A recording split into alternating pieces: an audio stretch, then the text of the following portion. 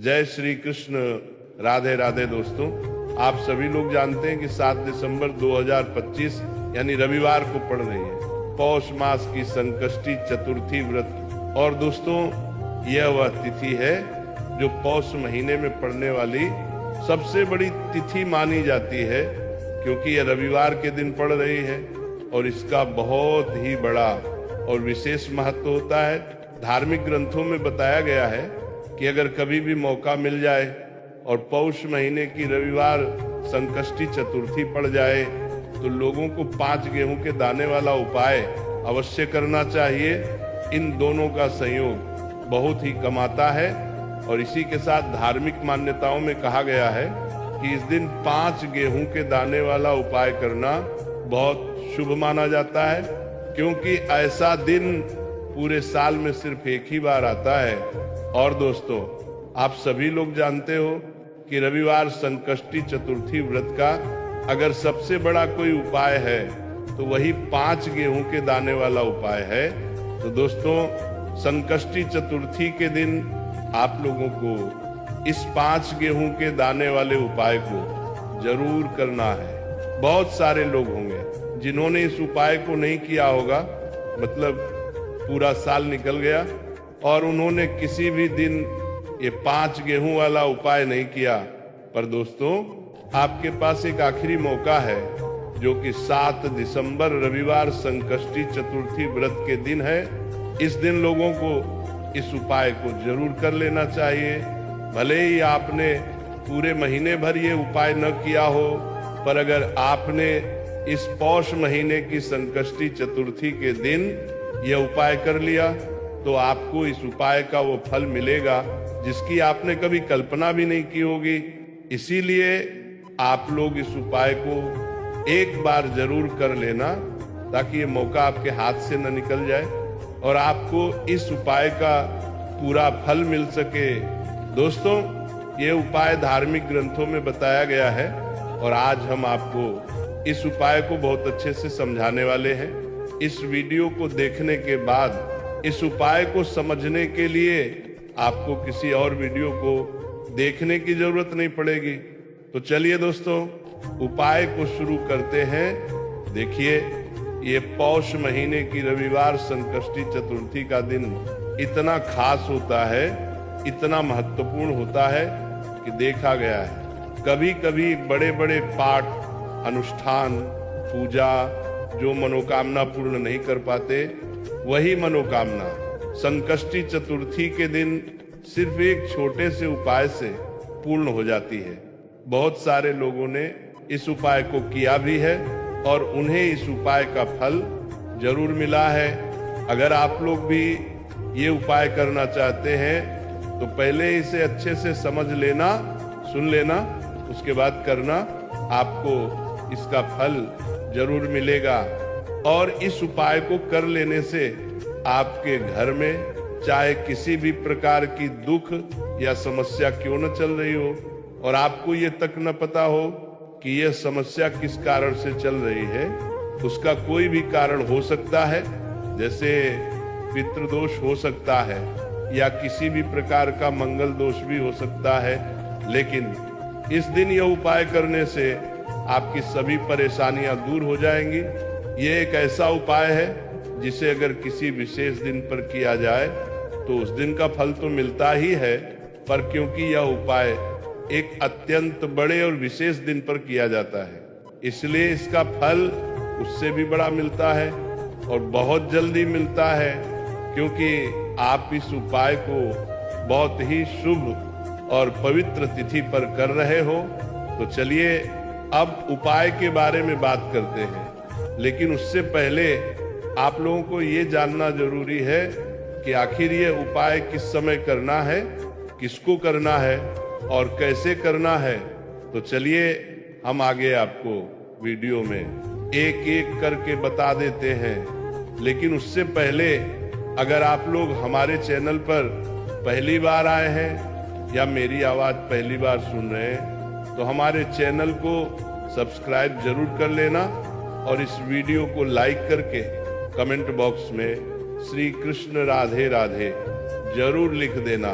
तो दोस्तों, 5 गेहूं के दाने वाला उपाय हमें इस रविवार संकष्टी चतुर्थी व्रत के दिन कैसे करना है, किसको करना है, किस समय करना है और कहां पर करना है, इन सारे सवालों के जवाब मैं आपको इस वीडियो में बताने वाला हूं। अब दोस्तों बात करते हैं कि ये उपाय आखिर करना किसको है। तो सबसे पहले ये समझ लो, घर की जो बड़ी माताएं बहनें होती हैं उनमें से कोई भी एक बड़ी माता बहन ये उपाय कर सकती है।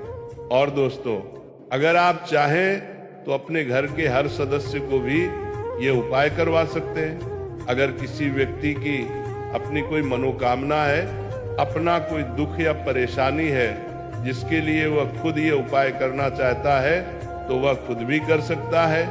बाकी अगर घर में कोई ऐसा है जो अपने पूरे परिवार की सुख शांति के लिए ये उपाय करना चाहता है तो भाई वो भी कर सकता है, इसमें कोई दिक्कत वाली बात नहीं है।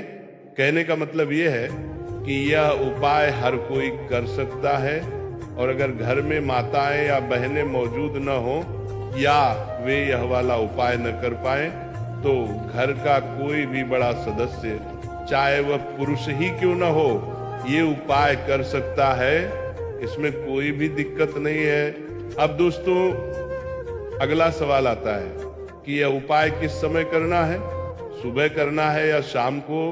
तो देखो ये उपाय आप सुबह भी कर सकते हो और शाम के प्रदोष काल में भी कर सकते हो। अब अगर आप पूछो कि भाई सबसे उत्तम समय कौन सा रहेगा, तो मैं आपसे बस यही कहूंगा, अगर आप इस उपाय को सुबह करेंगे तो ये सबसे बेहतर होगा। बाकी अगर प्रदोष काल शाम के समय करना चाहो तो वो भी अच्छा है, उसमें कोई दिक्कत नहीं है। तो अब दोस्तों जो अगली सबसे बड़ी और महत्वपूर्ण बात आती है वह यह है कि अगर हम इस उपाय को सुबह करते हैं तो किस समय से किस समय तक करना चाहिए, और अगर शाम के प्रदोष काल में करते हैं तो किस समय तक करना चाहिए। देखो सुबह जितनी जल्दी हो सके उपाय करने की कोशिश करना। बाकी अगर किसी कारण से थोड़ी देर भी हो जाए तो 10 या 11 बजे तक भी कर सकते हो, लेकिन 12 बजे के बाद मत करना, इस बात का ध्यान रखना। अब दोस्तों अगर शाम के प्रदोष काल की बात करें तो प्रदोष काल का समय शाम 6 बजे से शुरू होता है, मतलब शाम 6 बजे से लेकर लगभग 7 बजे तक का समय प्रदोष काल माना जाता है। आप ये उपाय शाम 6 बजे से रात 8 बजे के बीच कभी भी कर सकते हो, उसमें कोई भी दिक्कत वाली बात नहीं है। अब हम उन उपायों को बताने वाले हैं जिन्हें आपको करना है। देखिए पहला उपाय, इस उपाय के लिए आपको मात्र 5 गेहूं के दाने लेने होंगे और इसी के साथ आपको एक तांबे के पात्र के अंदर शुद्ध जल लेना होगा। अब देखिए ये जो गेहूं के दाने हैं इन्हें आपको अपने सीधे हाथ में रखना है और जल का पात्र अपने दूसरे हाथ में इन दोनों सामग्रियों को लेकर आपको संकष्टी चतुर्थी व्रत पर भगवान शिव के मंदिर में पहुंचना है। देखिए यह उपाय आप सुबह से लेकर शाम तक किसी भी समय कर सकते हैं और संकष्टी चतुर्थी व्रत पर आप यह उपाय चंद्रोदय के समय भी कर सकते हैं। तो यदि आप रात में ये उपाय नहीं कर सकते तो सुबह से शाम तक किसी भी समय ये उपाय कर सकते हैं। अब देखिए दोस्तों, सबसे पहले आपके पास जो 5 गेहूं के दाने हैं उनमें से 4 गेहूं के दाने अलग करने हैं, क्योंकि यह संकष्टी चतुर्थी व्रत है और आपको ध्यान रखना है कि 5 गेहूं के दाने कहीं से भी टूटे हुए या खंडित न हो, इस बात का विशेष ध्यान रखना है। अब देखिए जो 4 गेहूं के दाने आपने लिए हैं, सबसे पहले आपको इन्हें थोड़ा सा गीला करना है, यानी थोड़ा सा जल इन पर डालना है और आपको गम गणपतये नमः या श्री गणेशाय नमः इस मंत्र का लगातार जाप करते रहना है। अब ये जो 4 गेहूं के दाने हैं इन्हें आपको शिवलिंग के उस स्थान पर जहां भगवान गणेश जी का स्थान होता है, समर्पित कर देना है। जहां कहीं भी गणेश जी विराजमान हो, उसी स्थान पर आपको ये 4 गेहूं के दाने अर्पित करने हैं। अब देखिए दोस्तों, आपके पास जो जल का पात्र है, उसमें से थोड़ा सा जल आपको भगवान श्री गणेश जी वाले स्थान पर समर्पित करना है, मात्र थोड़ा सा। और इसके बाद जो शेष जल पात्र के अंदर बचा होगा, उसमें आपके पास जो एक अंतिम गेहूं का दाना बचा है, उसे आपको उसी पात्र के अंदर डाल देना है। यानी कि तांबे के पात्र में एक गेहूं का दाना और डाल देना है। अब इस जल को आपको भगवान शिव के शिवलिंग पर धीरे धीरे अर्पित कर देना होगा। श्री शिवाय नमस्तुभ्यम इस मंत्र का जाप करते हुए धार्मिक मान्यताओं में बताया गया है कि जब भी आप ये जल अर्पित करें तो बिल्कुल धीरे धीरे अर्पित करना चाहिए। दोस्तों, जैसे ही आप ये उपाय करते हैं तो जो घर की रुकावटें हैं वे टूटने लगती हैं, धन का मार्ग खुलने लगता है। जिसने भी इसे श्रद्धा से किया है, उसके ऊपर कितना भी बड़ा दोष हो, कितनी भी बड़ी बाधा हो, श्री गणेश जी की कृपा से उसे इन सभी समस्याओं से तुरंत मुक्ति मिलती है। अब दोस्तों, हम जान लेते हैं दूसरे उपाय के बारे में। देखिए, इस उपाय को करने के लिए आपको मात्र 1 लोटा शुद्ध जल लेना है। फिर इसी के साथ आपको 2 हरे मूंग के दाने भी लेने होंगे। देखिए, आप जो 2 हरे मूंग के दाने लेंगे, वे कहीं से भी टूटे हुए नहीं होने चाहिए। आपको साबुत हरे मूंग के दाने लेने हैं। अब इसी के साथ आपको मात्र थोड़ा सा शहद ले लेना होगा। इन तीनों सामग्रियों को लेकर आपको भगवान शिव के मंदिर में पहुंच जाना है। धार्मिक मान्यताओं में बताया गया है कि ये उपाय आप संकष्टी चतुर्थी व्रत पर सुबह से लेकर शाम तक किसी भी समय कर सकते हैं। अब उपाय कैसे करना है? सबसे पहले आपके पास जो 1 लोटा शुद्ध जल है, उस जल में से थोड़ा सा जल शिवलिंग के सामने, जहां महाराज का पैर उभरा हुआ होता है, वहां अर्पित करना है। अब इसके बाद जो शहद आपके पास है, उसे आपको अपने सीधे हाथ की अनामिका उंगली नामिका में लेना है और इसी उंगली से आपको शिवलिंग पर शहद से एका निर्माण कर देना है। जब भी आप शिवलिंग पर शहद से इसका निर्माण करें, तब आपको लगातार श्री शिवाय नमस्तुभ्यम इस मंत्र का जाप करते रहना है। अब देखिए, आपके पास जो हरे मूंग हैं, उनमें से 1 हरा मूंग आपको अपने सीधे हाथ में लेना है और गम गणपति नमः या श्री गणेशाय नमः इस मंत्र का कम से कम 11 बार जाप करना है। और इसके बाद ये 1 हरा मूंग का दाना आपको भगवान गणेश जी वाले स्थान पर अर्पित कर देना है। शिवलिंग की सीधी तरफ जो गणेश जी का स्थान होता है, वहीं पर आपको ये पहला मूंग समर्पित करना है। अब देखिए, आपके पास जो लोटा शुद्ध जल है, उसमें से थोड़ा सा जल सबसे पहले श्री गणेश जी वाले स्थान पर अर्पित करना है, फिर श्री कार्तिकेय जी वाले स्थान पर, फिर माता अशोक सुंदरी वाले स्थान पर और अंत में माता पार्वती के हस्तकमल कटी वाले भाग पर अर्पित कर देना है। अब अंत में आपको उस पात्र में थोड़ा सा जल बचाकर रखना है और जो दूसरा अंतिम हरा मूंग बचा है, उसे आपको पात्र के अंदर डाल देना है। अब ये जल आपको धीरे धीरे शिवलिंग पर अर्पित करना है और मन ही मन बुद्धेश्वर महादेव का स्मरण करना है।